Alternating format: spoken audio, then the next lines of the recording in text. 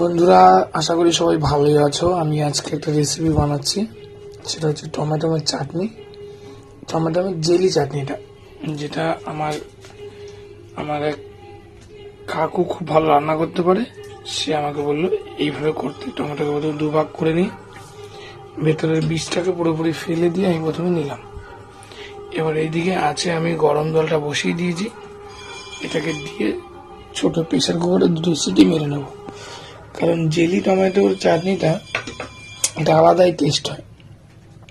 আমি নিয়েছিলাম 1 kilo tomato, তার মধ্যে আমি 500 টমেটো নিয়েছি আর 500 রেখে দিয়েছি।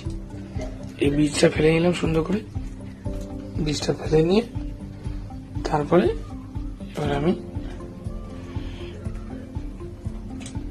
এটাকে আগেই ধুয়ে নিয়েছিলাম। এবারে আমি